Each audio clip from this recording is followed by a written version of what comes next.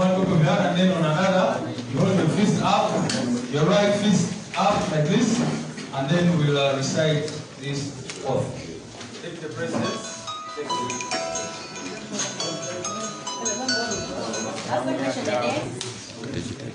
Everyone mention the name. All right. We skip the name.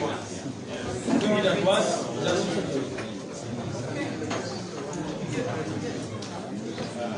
read in chorus. Read in chorus.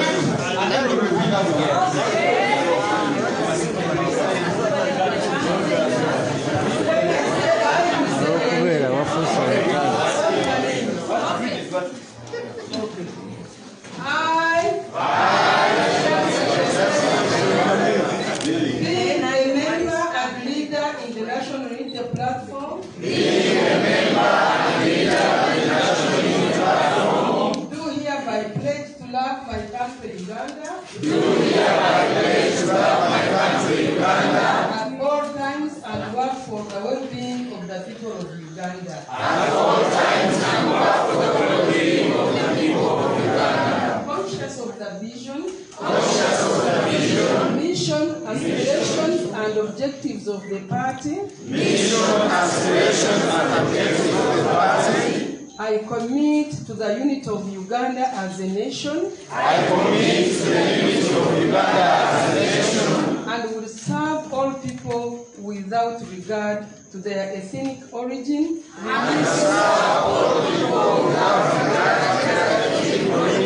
religion, gender, or socio-economic status. I pledge to, at all times, to defend, support and champion the cherished values of democracy, human rights, the rule of law, and constitutionalism. To that end, I will not recognize any regime that illegally imposes itself on the people of Uganda. I will use my position to further the people's struggle for freedom and democracy. I will always be conscious and do my best not to propagate injustice, oppression or exploitation of the people of Uganda. I pledge, practice and promote servant leadership. And always recognize that the people are sovereign. Taking cognizance of our slogan, people power, our power.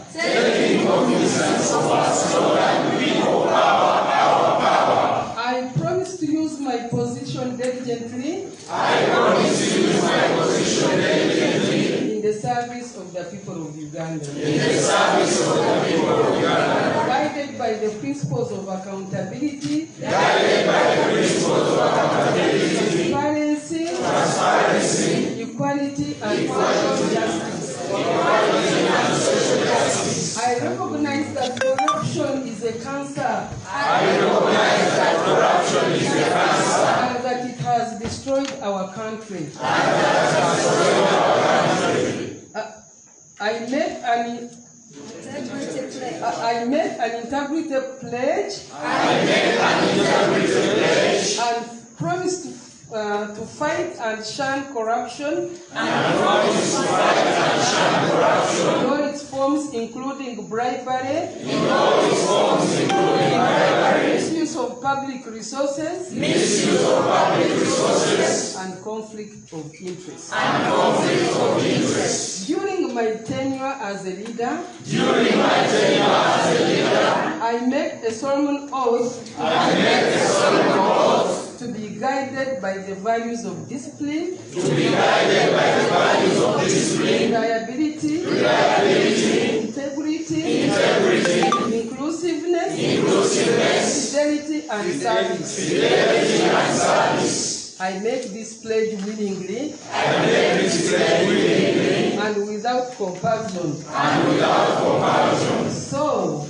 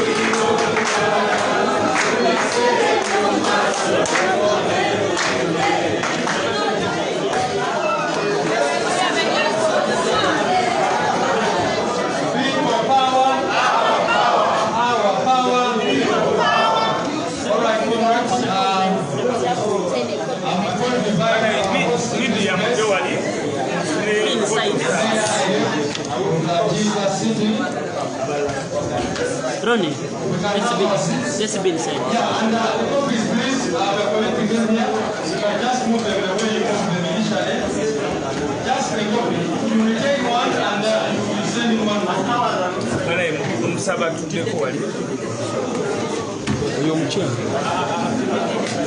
Just send in your copy and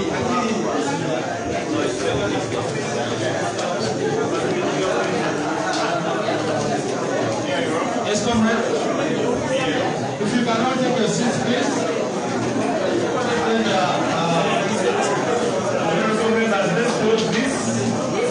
Let us close the function, please. Let us close the function by having a vote of thanks from the mayor of Uganda. Thank you very much. You can have our seats at your side. People power. Our power. Comrades, let's take our seats. It's already late. Please. Because okwetoloola yonna y'omusobola noddeeyo tegere emabega eri yonna okwetoloola yonna ogenda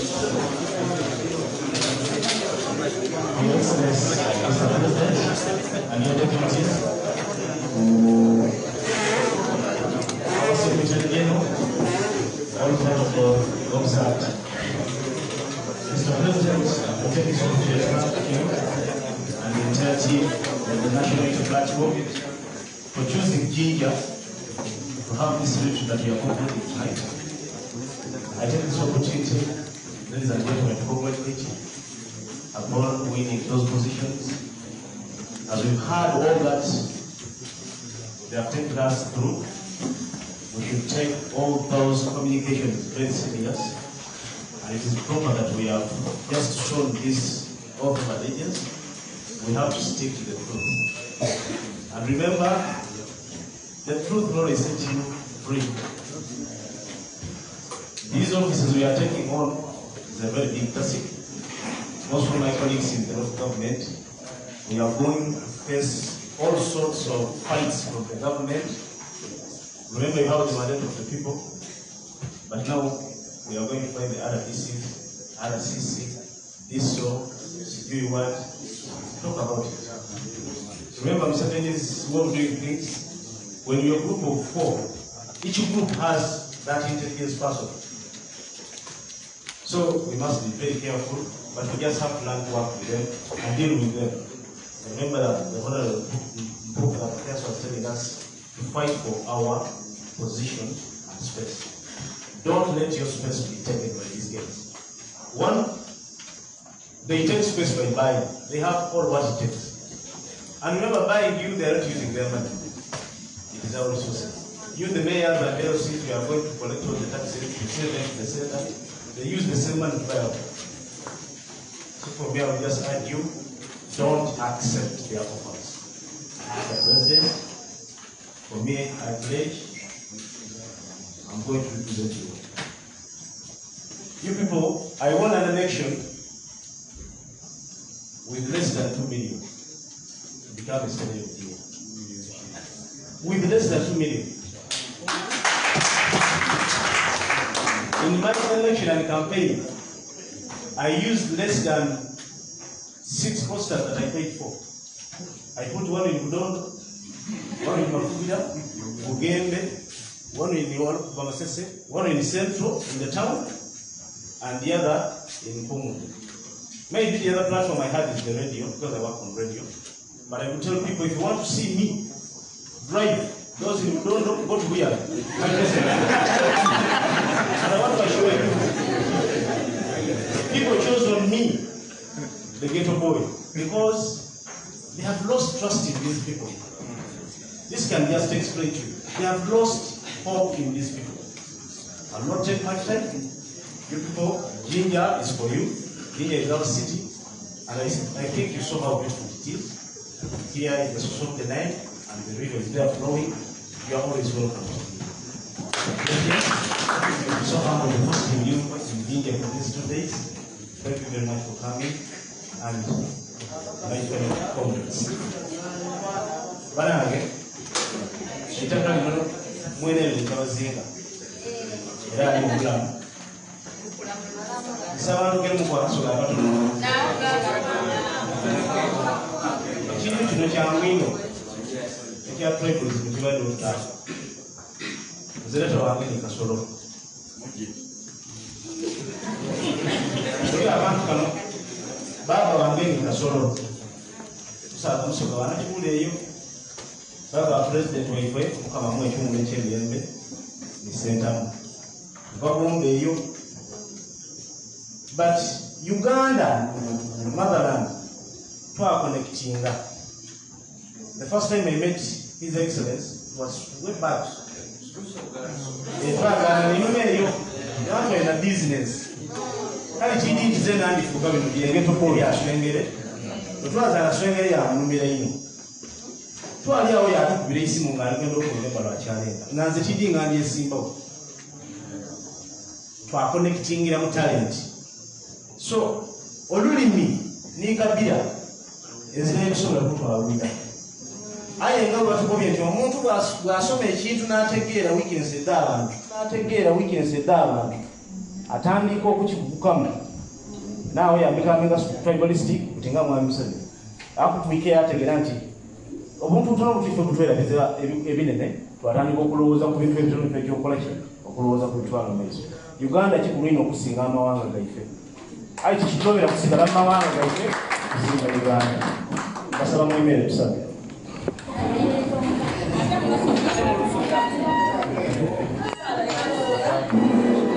Kibumba kimwemwe ayemere mu weekend tukweyanza buli kaseera k'otuwa obulamu bw'ensi. Kino ifo tusayina ino ayi watulondamu wakoba nti tube kwekyo mu bingi byokolera ensi eno ojje ng'otulaga ebintu bingi omuli okutusindikira abatume nga Nabbi Muhammad sallallahu alaihi wasallam, otusindikira omwana wa Yesu Kristo mwalimu abayikiriza n'abakiroba abo abayikiriza bajje nga batuba kuwanguza obwende bulo tuwaire omukisa okuba abakulembeze tusabe otatulegereranga kibumba akozesebwa ekitwewaayo tetwabita mu byali bingi omwali okufa n'okutulemesa okutuuka ku binene n'ebindi aye watulondamu ife wakati mu masasi ge twatambuliramu watukuumira pulezidenti waife nze ndina okuyikiriza nti tulondanga ku kintu n'otakitaaku mukono nakukiraganira kibumba nkusaba nti abakulembeze bano balondamu n'obasobozesa okuba nga baafuna ebifo ebyo balangirirwa were nga ebifo ebindi ng'ekya pulezidenti waife twakifuna baloba okukitulangiriramu tusaba nti twakiiza mu mikono gyo ekiseera ekitufu ekituuka ojja kukituyiriza era nga twidi nti ojja kukigayaaza kibumba tukwebaza olw'ebiseera byona byona byotuwaire n'okuyikiririsanga ekitundu kino ekyaidinda kulondebwanga kubanga wakiwa ebirungi bingi tukweyanza olw'okusobozesa okuba wano nebula ekitukoonako kwegayirira nti abantu bano banaba bali kutambula bali kujja mu bitundu ebyendawulo obatambuze n'ekisa kyo batuuke bukalamu kibumba tusaba bino byona byona nga tukwesiga olw'ekisa ky'olinakyo.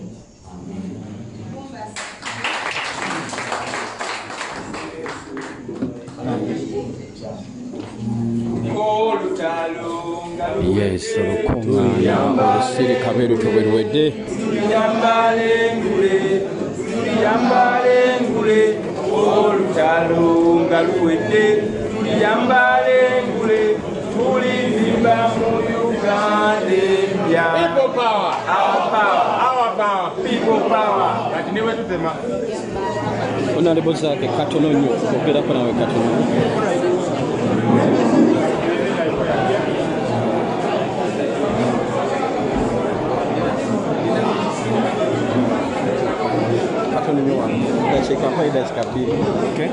Yes, nino omubaka Francis Zaake aw'Emityana y'omu ku beetabye mu lusirika luno b'olusiisira luno katogerekoko naye katono ate tugende mu maaso. Honorable Francis gye baliko kale munnange era tumaliriza olusirika lwaffe luno ekiro ky'olwaleero era nga kyemmanyi bwe twazze wano si bwe tuvuddewo era nga mpa amagezi gali gamu erina kyemalira amanye nti kati ketuvudde wano tubanguse yeetegeke.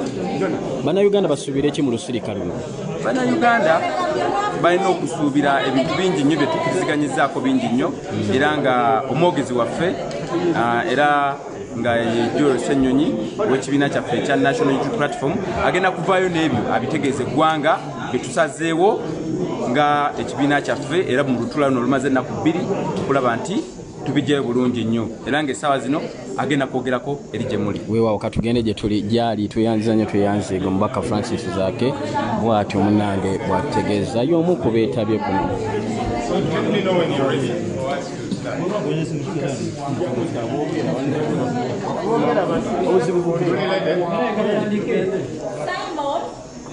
Okay, I think I'll do English first.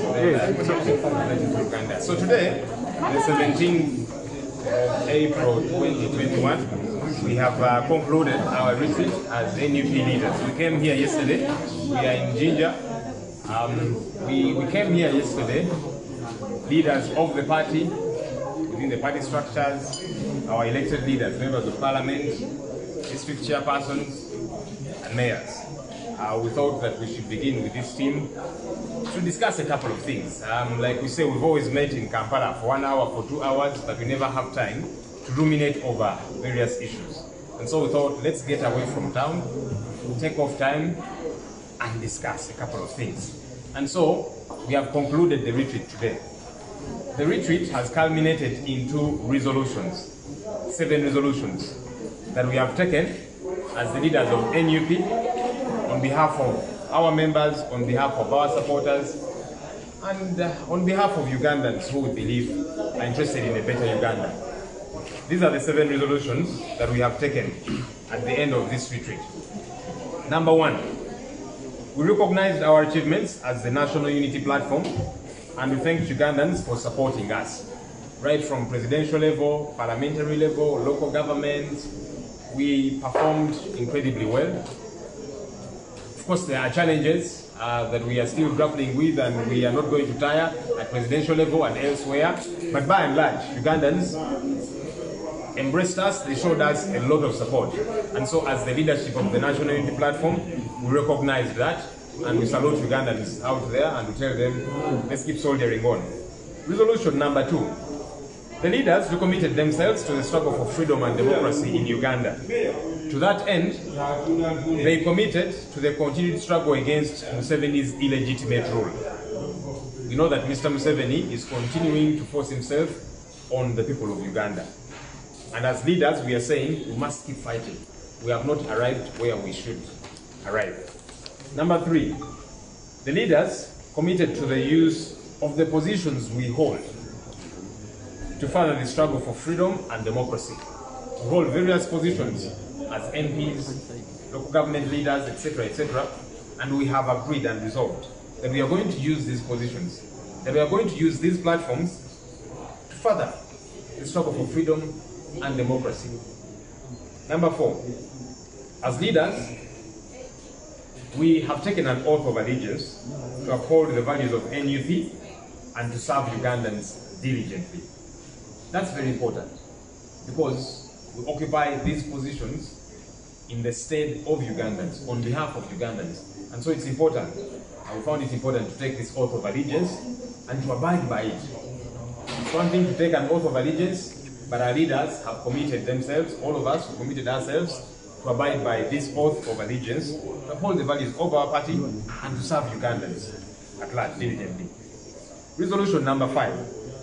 We agreed that through consultation, our leaders shall submit thoughts to the Constitution Review Committee, which we put in place last year in August at our delegates conference. We did put in place this Constitution Review Committee to review our constitution. Our party constitution is an old one. You remember that this party was founded over 16 years ago. And so many of the elements in that constitution might not match the times today. So we want to make our constitution robust. We want to make sure that it tallies with the times and that in every sense it reflects the desires of Ugandans in as far as freedom and democracy is concerned. So that Constitution Review Committee is headed by the Honorable Medad Sebona Akali Amagwa. And so we tasked our leaders, let's go and consult with the people that we lead, such that we can feed into this constitution, make changes where there is need to make changes, such that we can better it. Resolution number 6, we set up select committees for the parliamentary caucus and the local government leadership to steer the process of determining who to back for races of speakership and a couple of other positions. There's been a lot of debate, speakership, deputy speakerships, and other positions in parliament, speakership, deputy speakerships, etc., at local government within the councils. And so we have put in place select committees, one for the parliamentary caucus to steer this whole process, to come up with a modus operandi that we shall follow. And the same applies to the local government caucus. And at the end of it all, then we shall be able to follow this process to say, this is how we are going to back whoever we shall back for speakership, for deputy speakership, in parliament, and also for the local councils. We are glad that we have majority councillors in a number of these councils. And so these select committees have begun work immediately. Number 7, which is the last resolution, we resolved to have a countrywide tour by our President, the Honorable Kyagulanyi Ssentamu Robert, and other leaders, thanking Ugandans for the massive support that they showed us, but also connecting with them, connecting with these people. They have entrusted us with support across the country, and they're looking to us for leadership. And so it's important that we keep connecting with these people. We are a full-fledged political party, and so that's allowable within the law to go across the country, connect with people. With time, we shall also be opening up offices in various parts of the country, etc., because we are a registered political party. And so that was the last resolution that we took. Olunaku lwa leero tukomekereza olusirika lwaffe ng'abakulembeze ba National Unity Platform. Twazze eno ejinja olunaku lw'eggulo nga 16 lwaffe bano tusazeewo era tubadde n'olusirika tubadde ne meeting ez'enjawulo obubondo bw'enjawulo nga tuwayamu ku nsonga ez'enjawulo ng'abakulembeze b'ekibiina abakulembeze aba NEC ekibiina parliamentary caucus ba MP baffe then n'abakulembeze baffe mu local government aba chairpersons ba districts ne ba mayor baffe era leero tukomekereza olusirika lwaffe luno nga tulina bitukanyizaako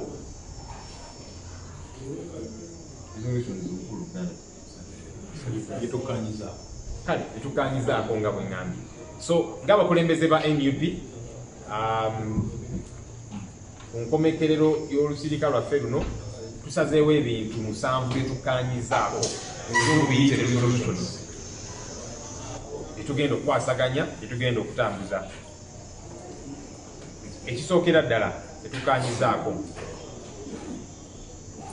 tukubye torch mu kalulu ke tuvuddemu era netukkaanya nti bannayuganda baatulaga obuwagizi bungi nnyo obuyitirivu era netwebaza bannayuganda olw'okutulaga obuwagizi obwo okuviira ddala pulezidenti ababaka baffe ne zi local governments era nga twebaza bannayuganda olw'okutuwagira era nga ffe tugamba teri kuzikiza paka nga tutuusiza ensonga yaffe.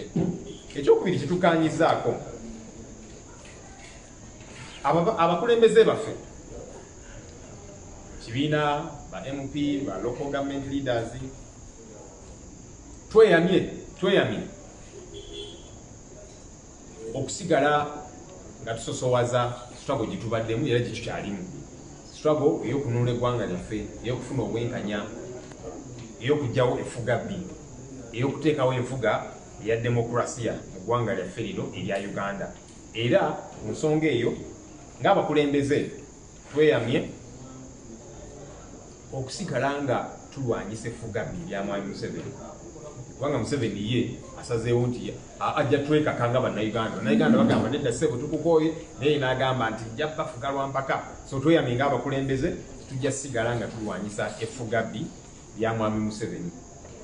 Ekyokusatu kitukanyizaako resolution eyokusatu ng'abakulembeze tweyamye okukozesa ebifo byaffe okusigala nga tulwanyirira eddembe ly'abannayuganda nga tulwanyisa effuga bbi era nga tulwanyirira enkyukakyuka mu ggwanga lyaffe lino erya Uganda kuba tulina ebifo eby'enjawulo abamu ku ffe tuli babaka abalala ba district chairpersons abalala ba mayor abalala ba councillors n'abalala so tweyamye ng'abakulembeze ba NUP n'abalala batalina bifo naye nga bakulembeze buli ngeri yonna ne bannaffe abataalangirirwa bifo eby'enjawulo bakulembeze so tweyamye ng'abakulembeze tugenda kukozesa ebifo bino tugende mu parliament platform eyo tugikozese okulwanyisa effuga bbi okulwanyisa obulyake okulwanyisa enfuga ey'obwannakyemalira okusigala nga tulemedde ku nsonga yaffe ey'okununula eggwanga lyaffe okufuna obukulembeze obwannamaddala obw'abannayuganda so tweyamye okukozesa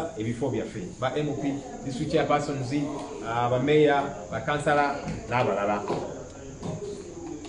Resolution eyokuna tetukanyizaako nti ng'abakulembeze b'ekibiina kya NUP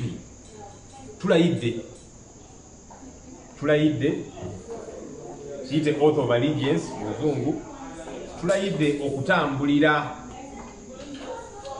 ku NUP ensonga NUP zesosowaza kiyite values ensonga ezitukwatako ennyo nga NUP era nga bannayuganda era nga tugamba nti tugenda kuweereza bannayuganda mu buli ngeri yonna ate bulungi nnyo ng'abakulembeze so tulayidde tukubye ekirayiro nga tweyama nti bannayuganda tetugenda kubayiwa ekyo kikulu kubanga bannayuganda baatuteekamu obwesige kiba kibi tetubayiwa so tukubye ekirayiro nga tugamba bannayuganda tetugenda kubaweereza tetugenda kuva ku mulamwa era nga tusaba bannayuganda mututeekeko eriisa ejjogi kikulu kubanga tuliwo ku lwabwe ebaatuwa obuyinza buno batuteekeko eriisa ejjogi nga bagira batugamba nti kakati wano mukole bwe muti wano mutambule bwe muti kyekyo kituyita people power. Ensonga ey'okutaano tetukanyizaako ng'abakulembeze tukanyiza nti ng'abakulembeze tujja kudda eri abantu baffe tubeebuuzeeko era ng'abakulembeze tuleete ebirowoozo by'abantu baffe okusemateeka yaffe ng'ekibiina okulaba nti tusobola okukyusaamu mu ssemateeka yaffe y'ekibiina. Twateekawo akakiiko akayitibwa Constitution Review Committee, twakateekawo omwaka ogwedde mu Delegates Conference yaffe omwezi gwa Agusto, era akakiiko kano kakulembeddwa Honorable Medard Sseggona akali amaggwa kutuyamba tusobole okutereezaamuko mu ssemateeka y'ekibiina kyaffe. Ssemateeka y'ekibiina kyaffe nkadde kubanga ekibiina kyatondebwawo myaka 16 n'okusoba ekitiise, so kaakati ebimu biri mu ssemateeka yaffe bikontanamuko oluusi n'embeera za kaakano 2021, so nga twagala tugiggumize tugitereeze eyongere ate okutuyamba okuweereza bannayuganda nga bwe basuubira okutambulira ku mitendera egya demokrasiya era okulaba nti tunula eggwanga lyaffe lino. Ensonga ey'omukaaga gye tukkaanyizaako, tutaddewo obukiiko buyite select committees, akamu ka babaka baffe parliamentary caucus, akalala abakulembeze baffe abazi local councils, local governments. Obukiiko buno bubiri bugenda kutuyamba okwasaganya ensonga. Ennaku zino abantu babadde boogera ku before ani kulungi okwagira ku kya sipiika nakige kiri mu parliament ne local councils, abantu baffe onayagala kya sipiika onayagala kya deputy speaker nakibwe bityo. So tutaddewo obukiiko buno butuyambe okuteekawo emitendera gye tugenda okugenderako okulaba ani gwe tuwagira kuwa sipiika, ani gwe tuwagira kuwa deputy speaker mu parliament, tikuzi local councils ani gwe tunawagira, kubanga kyamukisa mulungi nti local councils tulinayo bakansalas bangi. So nga twagala tugambe kati nga NUP eno mukansa eno ani gwe tuba tuwagira ku kifo kya speaker, kifo kya deputy speaker bwe bityo. So obukiiko buno butandikiddewo emirimu gyabwo era mu kaseera katali kawala nnyo ojja kubanga butuwa kye bugyeyo kitujja okutambulirako ng'ekibiina. Ekisembayo ekyomusanvu kitukkaanyizaako resolution ey'omusanvu, tukkaanyiza ng'abakulembeze nti tugenda kutandika okutalaaga eggwanga ne pulezidenti waffe Honorable Kyagulanyi Ssentamu Robert n'abakulembeze baffe abalala okugenda mu bitundu by'eggwanga eby'enjawulo.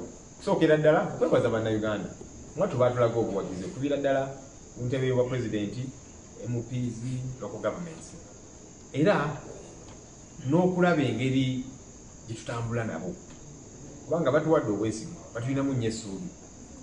Ate tuli kibiina ekitongole, tuli kibiina ekiwandiike, so ekibiina okutambula mu bitundu by'eggwanga eby'enjawulo nga tukola activities ng'ekibiina, ssemateeka yaffe ekikkiriza ekyo, era n'etteeka erya Political Parties and Organizations Act nalyo likikkiriza activities ez'enjawulo.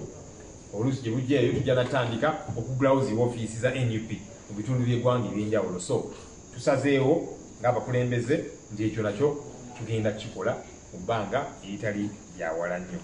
Mwebale nnyo, mwebale ddala. Waliwo nandakitero omukulu ono. Select committees zino muziwadde budde ki okubanga zivudde ne resolution naddala ku kifo ky'obwa speaker, kubanga okimanyi nti tusemberedde omwezi ogwokutaano abaka gwe bagenda okuyingira mu parliament.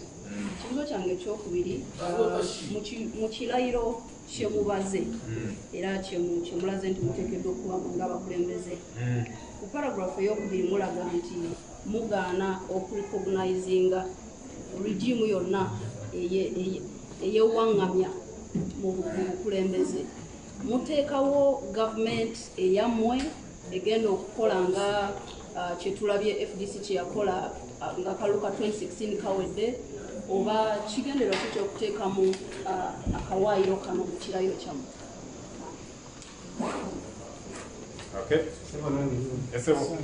Ekibuuzo kye kimu ekyo mugenda kunekunga kiwa mukyanja ekintu kyogenda kisasikiringa olwokuba kwanakuleeta FDC kyeyakola kigaana okukwatayo ekiriwa kyonna okukwatayo okusigira ekikookolo gavumenti yali yalisa omubeera nga nemwenyeka olukiiko mutaddewo selective committees oli okulira abasipiika eyinza obafuna okumanya nga abakyapasoni nga bagenda ku lukiiko enjawulo ekisomesa. Ekyange mbuza resolution namba 7 okutandika otambula nteebereza nti wayinza okubeerawo force valid ne so and so on. How prepared are you? Era muli willing okuyitamu. Okay. Yes, sir. Yabagamba nti NUP tanso okugoberera script ya FDC. FDC bye yakolanga ne NUP bye tanso okukola. Ensonga eyo ngaki kugeza kati walero mugaye nti nno gavumenti ya Mwami Tibulwa yewanganiza mu buyinza era ne musalawo temugenda kukola kugikiririzaamu mulingera abali eri nga mu FDC abateekawo because government namwe kimugenda okukola. Then ensonga endala mwalimu okutegeezeza nti nno mujja kutegeeza eggwanga bwe mugenda okuwagira ku bwa sipiika mu retreat ewedde era temunabakikkanya tugaye nti nno ensonga ya sipiika ebamezze temujja gisobola. Ebibuzo byange.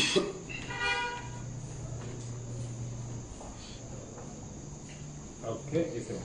Ekibuzo ekyange kigenda ekya People's Court. Bagenda makijeeko.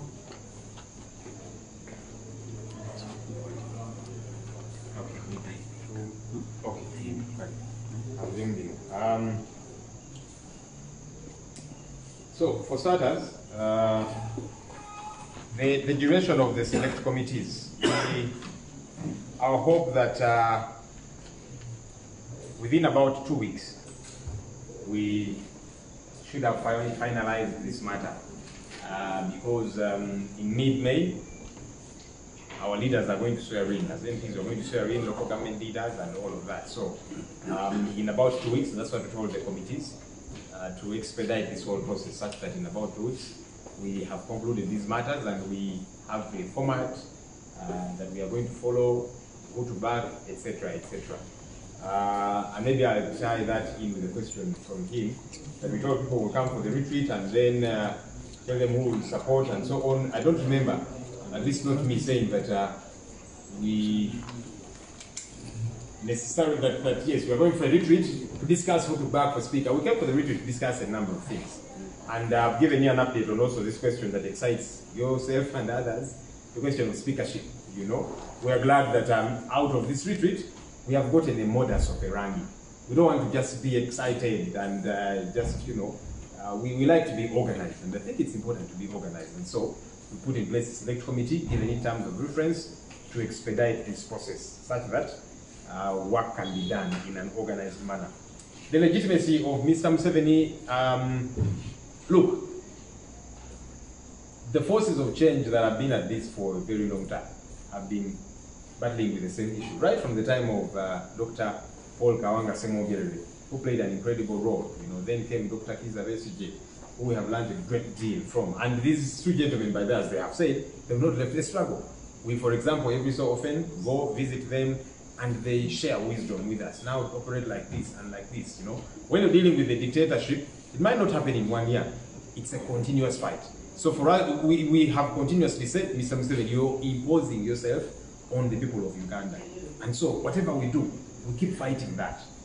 We keep fighting for the restoration of freedom, of democracy, of the rule of law, in every sense of the word. And that's why we are saying we want to use the platforms that we have gotten as members of parliament to fight that, to fight Mr. Museveni's imposition on the people of Uganda.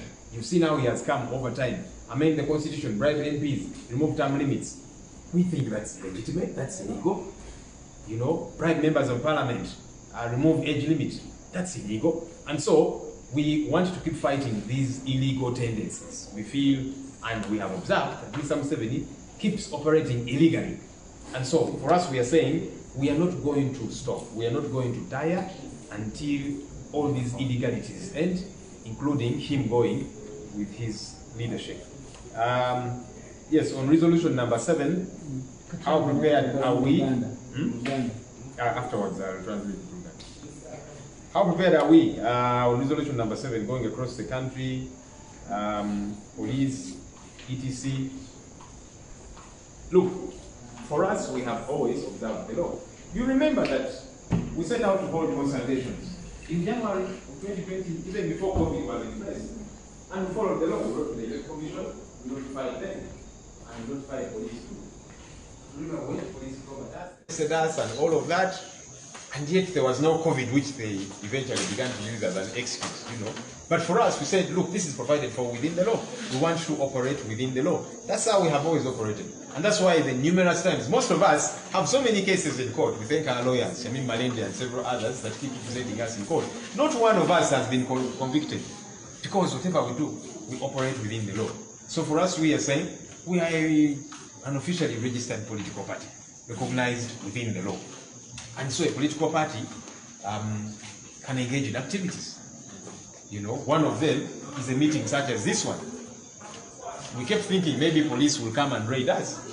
But for us to say, let's come. But maybe they feared because Mr. Museveni and his group are also somewhere in Chankwan, so they thought, if we attack them, we shall look bad, leave them for now. Okay? But if they had come to disturb us, that would be okay in our view. Not okay that it is a good thing, but point is, for us, we're operating within the law. And that's very important. I think those are the questions. Let me quickly translate into Uganda.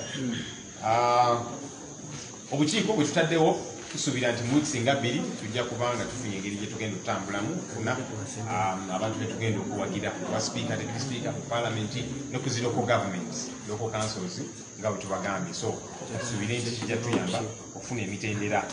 Tituluddeyo munnange, twagala otambulira ku mbeera eri organized such that tufune obukulembeze mu ngeri etegerekeka, mu ngeri eri organized obulungi ennyo.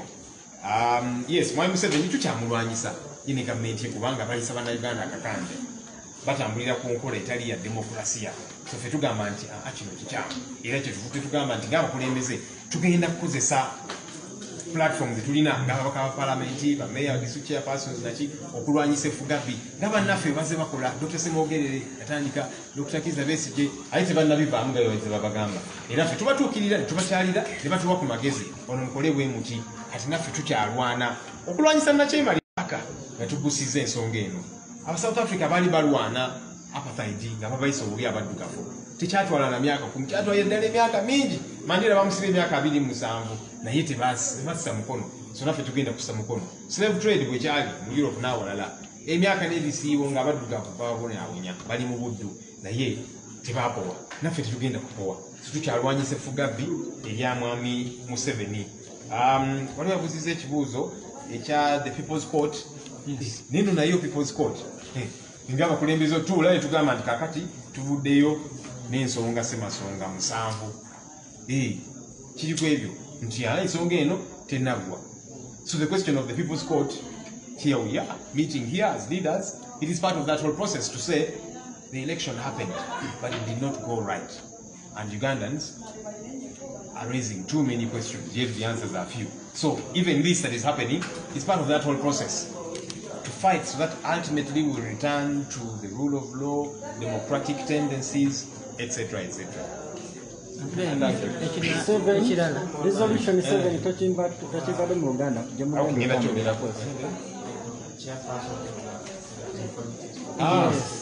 Okay, so we thought that those are internal the committees, the select committees. It is internal work. They're doing internal work. So at an appropriate time, we shall let you know the details about it, but most importantly, what has come out. But we thought they are going to do internal work and not public work, so we didn't need to let you know about them necessarily. So ensonga eyo y'abaani abali ku bukiiko buno ka palamenti n'aka local governments bagenda kukola emirimu egy'omunda, so tetwagala kwasanguza mannya gaabwe kubanga emirimu gye bagenda okukola gya munda gya kibiina, era bamaliriza emirimu gyabwe tujja kubanga tutegeeza eggwanga. Ensonga ya resolution 7 okutalaaga eggwanga, ffe munnaye tutambulira ku mateeka, poliisi yo ekole byeyagala okukola.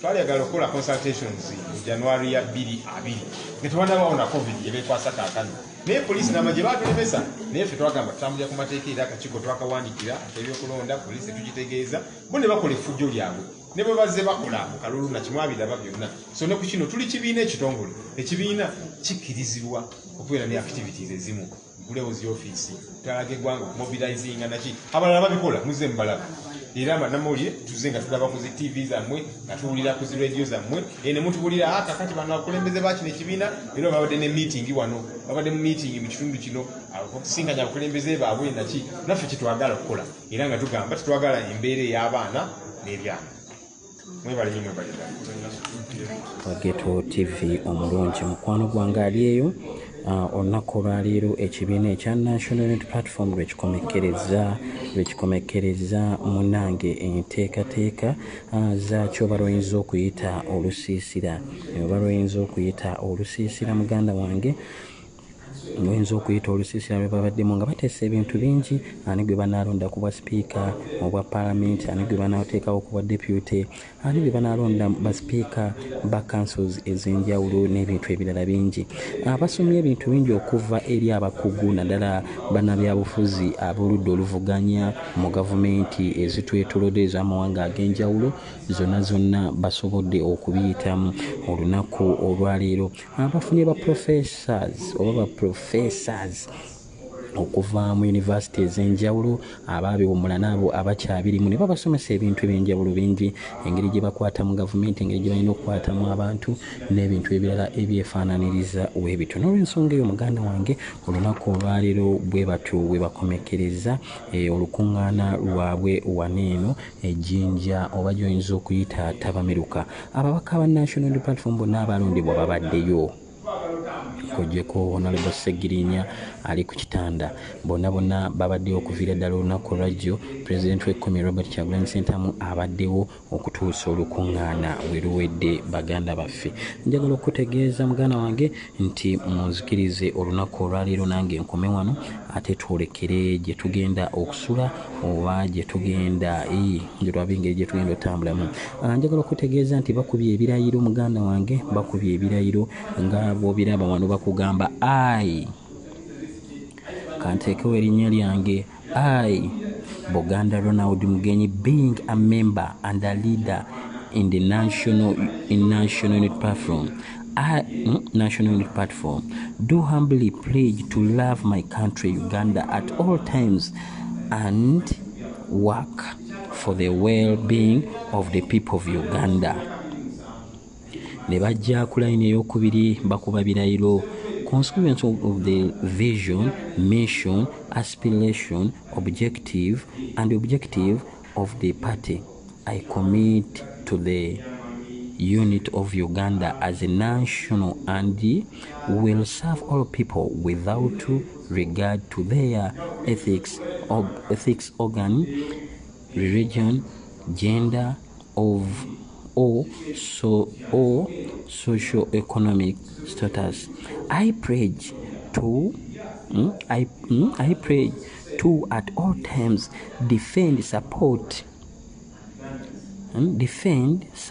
and champion the banange bingi nnyo naye mbasomeddeko ebyo ebisinga obungi babasuubiza okuuma human rights, the rule of law and constitutionalism.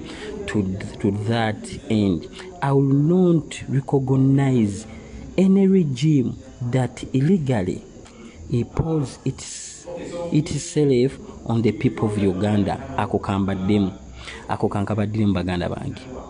I will not recognize any regime that illegally imposes itself on the people of Uganda. Nkaddemu mu Luganda. Sirirabawo oba siriruwagira regime yonna ebeera mu bumenyi bw'amateeka mu kwesiba ku bantu ba Uganda. Ako nkavuddeko nsubira mu kategedde. The people of Uganda, but I will use my position to further the people's struggle for the freedom. Chiri one, I will always be n'ebirala bingi nnyo. N'olwensonga eyo baganda bange munzikirize nkome wano olunaku olwaleero mbaagaliza birungi byereere mwebale kubeera nga ku Geto Media bannaffe ku Geto TV okubanga ate mutubeererawo naffe okubanga tubaweerezanga buli kanaku ewatali kujjula ewatali kubeerawo nga ate munange twemulugunya mwebali nnyo mwebalidde abo batubeererawo ku data mwebali nnyo mwebalire ddala ewa Mama Africa muddukirangayo kubanga yensawo yetuyamba okuddukanya ebintu bino nga bwe mubiraba kamba kwase Mukama Katonda abankumire naye nga olukuŋŋaana bwe lutyo bwe luwedde njagala okujjukiza muganda wange omulungi nti lubaddemu abakugu mu byobufuzi okuva mu mawanga ga Africa n'ebweru wa Africa. Olukuŋŋaana luno lubaddemu muganda wange olukuŋŋaana luno lubaddemu bannabyebufuzi abeerudde oluvuganya zi gavumenti ez'etoolodde Africa n'ebweru wa Africa. Olukuŋŋaana luno lubaddemu baprofeesa abakugu mu byobufuzi okuva mu Uganda n'ebweru wa Uganda. Weewaawo olukuŋŋaana luno lubaddemu okuyiga kungi, olukuŋŋaana luno lubaddemu okumanya kungi, mubaddemu okuteesa ku bintu ebinaatambuza ekibiina bigende mu maaso ng'ekibiina kiyimiridde bulungi, okulaba nga beewala entalo, okuwagukawaguka ku kibiina n'ebirala bingi. Olukuŋŋaana luno lubaddemu okweza obukya. Muganda wange kinyinza okugamba nti olukuŋŋaana luno bagenda kukola ekisoboka kyonna nateera okulaba nga batabala eggwanga lyonna okwebaza bannayuganda okulaba nga obukiiko bonna obuli mu ggwanga Uganda yonna gye buli bwe bataddeyo munange bukola. Basuubizza baganda baffe baniino okulaba nga mu budde obutali bwawala wiiki ezitali zawala balangirira ani agenda okulangirirwa ku bwa sipiika bwa paalamenti. Munzikirize nkome wano amanya nze Buganda Ronald Mugenyi. Olukuŋŋaana olw'ennaku ebbiri retreat oba olusiisira olubadde mu kibuga Jinja bwe luto bwe lukomye. Mbaagaliza bulamu bulungi bwereere.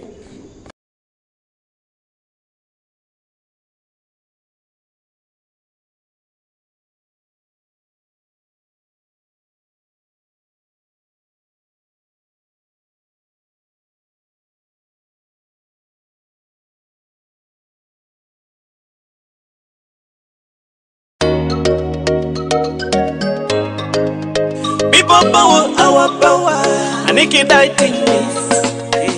Uganda empya, yetwagala. Uganda empya. Buli omwafune, buli omwakole. Buli omwafune. Abwokola, notuyana. Elofuna.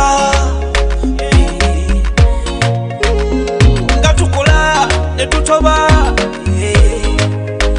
naye tetufuna bazirina mu mayumba netuzirabako bewukola notuyana nga tezirabika bange bicuke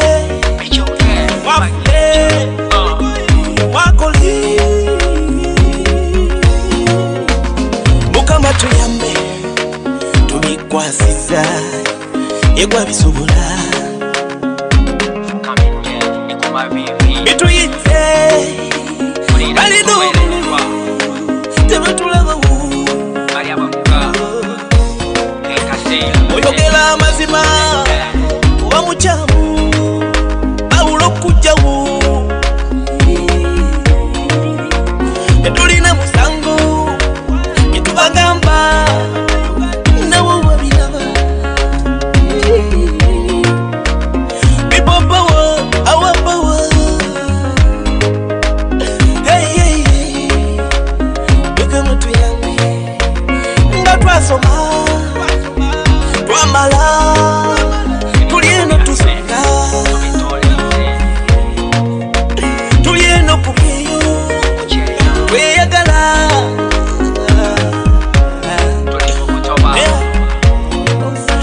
buli omu yegomba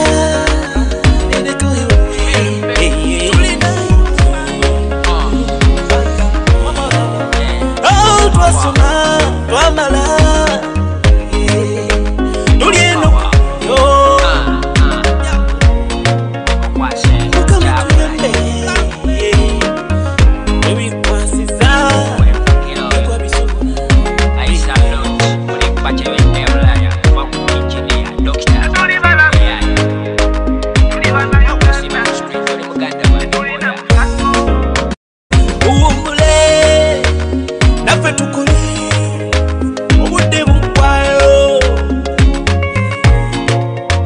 Chemukoze chimala chechifela nafe tukuli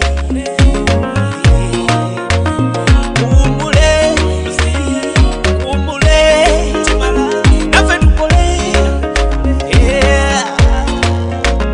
twali watu tukuze abana tuzade people power our power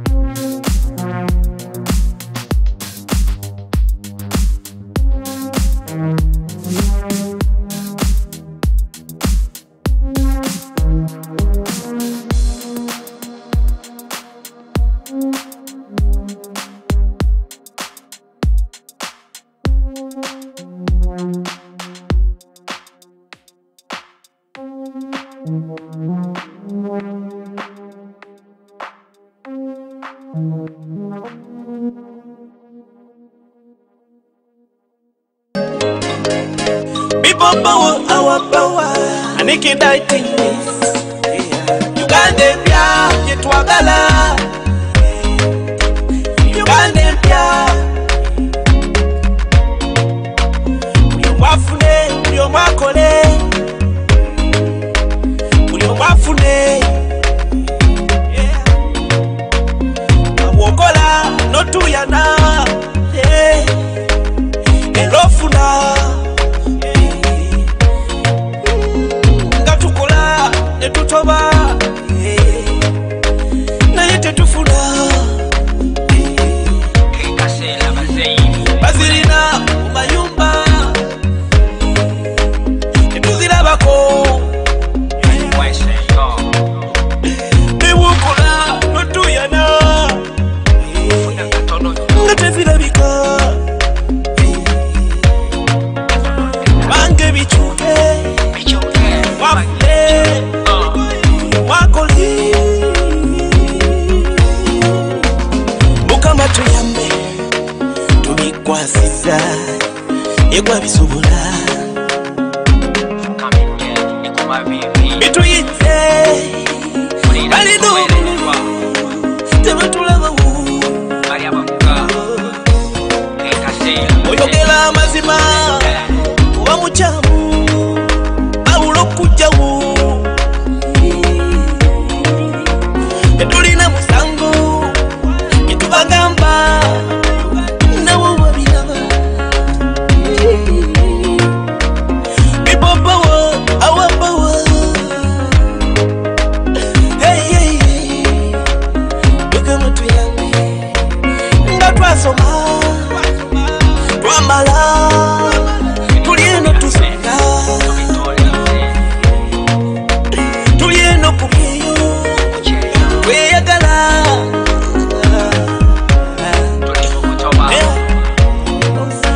Buli omu yekuma. Nene tulina. Oh, twasoma. Twambala. Tulieno kubyeyo. Mukama tuyambe. Tubikwasiza. Egwa bisobola.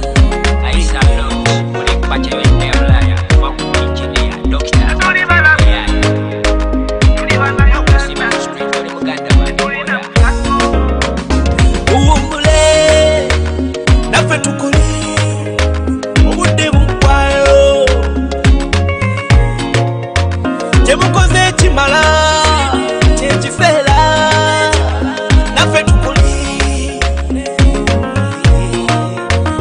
Muwummule. Muwummule. Kimala. Naffe tukole.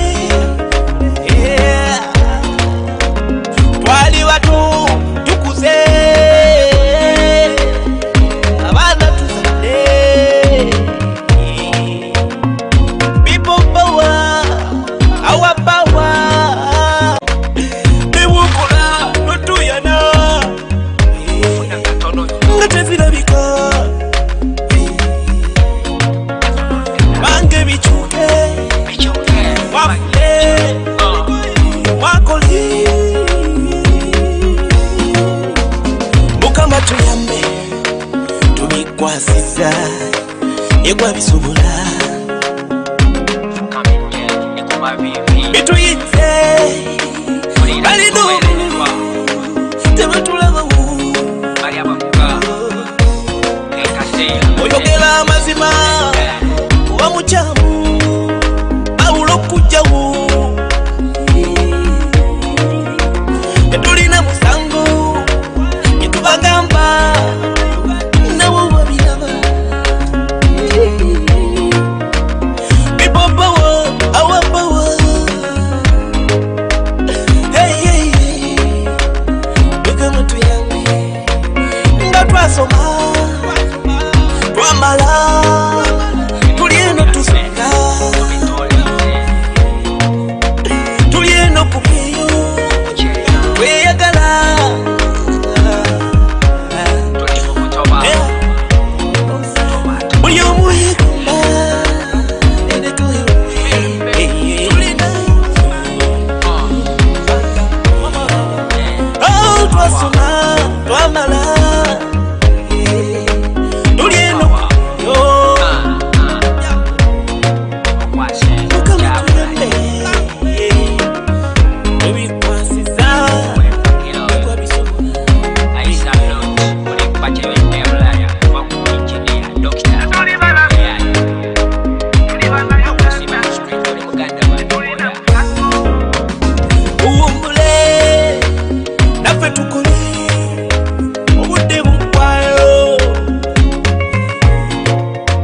Temukoze kimala tekifeera naffe tukuli uwummule naffe tukole twali bato tukuze abaana tuzadde people power our power awokola notuyana erofuna nga tukola netutoba naye tetufuna bazirina mu mayumba tetuzirabako newokola notuyana nga tezirabika bange bikyuke wafule wakoli mukama tuyambe tubikwasiza egwa bisobola bituyitse balina obululu tebatulabawo oyogera amazima oba mukyamu awula okujjawo tetulina musango etubagamba nabo babiraba bipopowo awapowo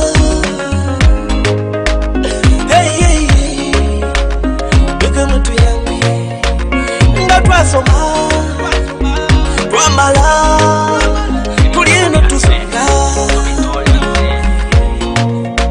tulieno kubyeyo weyagala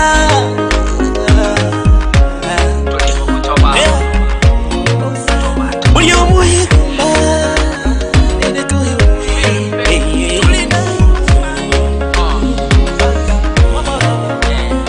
twasoma twamala tulieno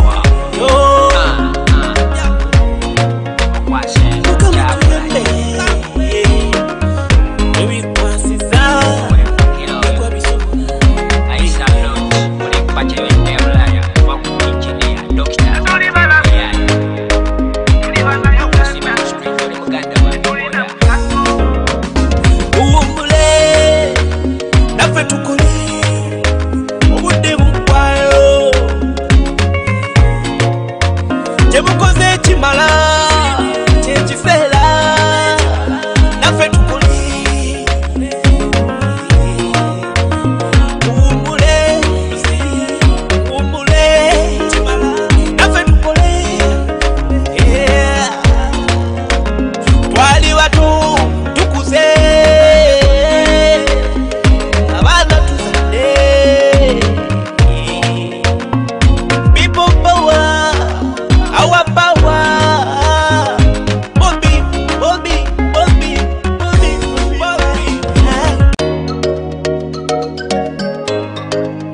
people power our power anikidai things Uganda mpya yetwagala Uganda mpya buli omwafune buli omwakole buli omwafune awokola notuyana erofuna nga tukola netutoba naye tetufuna